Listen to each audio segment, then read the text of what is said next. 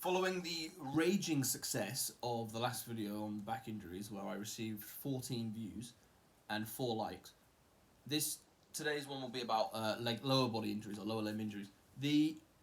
So at the moment, I've had surgery on my left hip to try to reconnect muscles back to the bone and reconnect bone to bone. So obviously I can't do anything on that leg for a few weeks anyway, in this kind of non-weight bearing phase to allow the kind of healing to happen. So it's obviously a lower body injury. I've had plenty of bouts of tendonitis, and a few kind of hamstring strains as well, actually, from when I was sprinting. Compared to back stuff, I do think this is a lot easier to deal with. I can still do quite a lot of stuff, and it's a lot more predictable, I've found. If you have tendonitis, for example, in the knees, weightlifting, common injury, if you do a crazy heavy back squat session, you probably will feel bad the day after, and it's quite obvious. It's quite you can predict it a little bit better, I found. It's not with every injury, but and then with the surgery stuff, for example, this waiting around period is the hardest part. So mentally, I think thinking about knowing that it's going to be a long road, even if the road is reasonably predictable. I'm not saying it's fully predictable, but reasonably predictable. It's going to be long. With smaller injuries or less severe injuries like tendonitis, for example, I'll use that as an example. It can be a bit more. It can be a bit shorter, but it can be a bit more up and down if you really, because it leads you into a false sense of security. So if you feel good after a day, that you then train heavy again and then flare it up again, inflame it.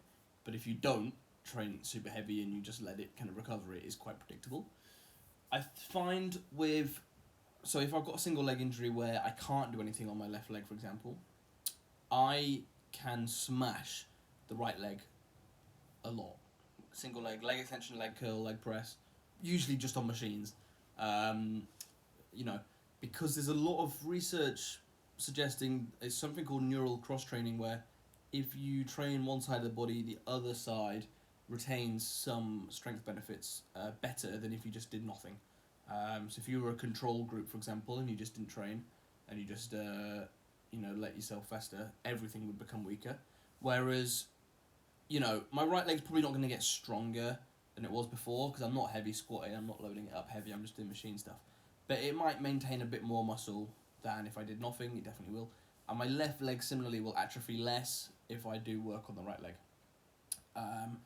You have to bear in mind that if you're walking around on crutches, that will lead to some imbalances as well. So what I predict is going to happen once I'm off the crutches and ready to lift again is that I'm going to be raring to go, ready to snatch a clean and jerk, but I might have to give it a couple of weeks just to work on some of the imbalances, or start on just the bar, just for the movement, and then spend most of my sessions working on the imbalances caused by, for example, toe touch weight bearing at the moment, where I'm walking around on my left toe rather than the full foot.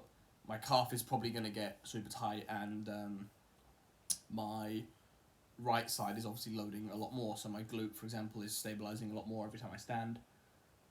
So that's another thing to bear in mind, is that if you are on crutches, there will be other factors that come into play based on kind of moving around posture day to day.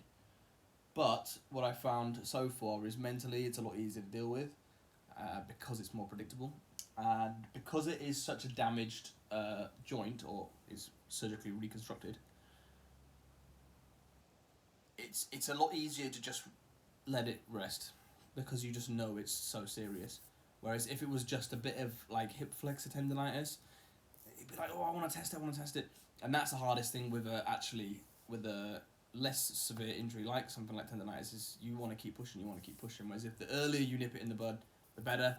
And just taking off, but taking off, reducing stuff, if you have tendonitis for like a week, is usually all it takes to just let it go away. But the longer it stays and the longer you keep triggering it and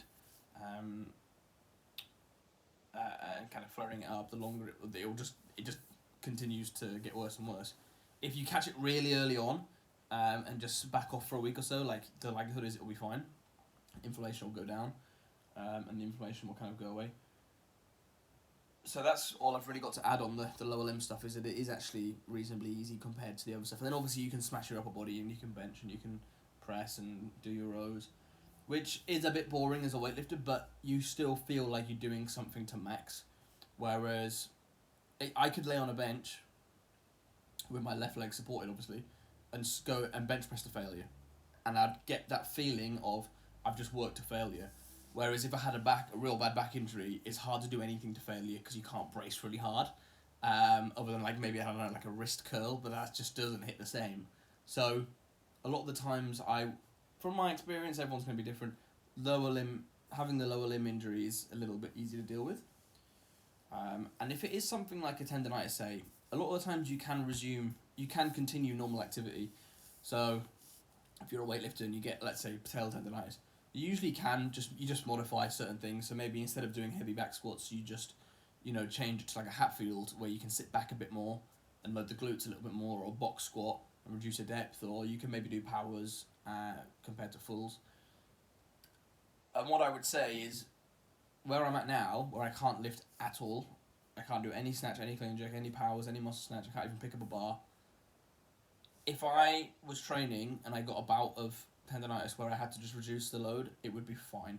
It would be a dream to do some light powers, to be honest. It'd be a dream to do some light muscle snatch and push press, and be able to do reasonably full movements. Because compared to this, it's more boring. So I would say mentally, having the lower leg injury is easier in the sense of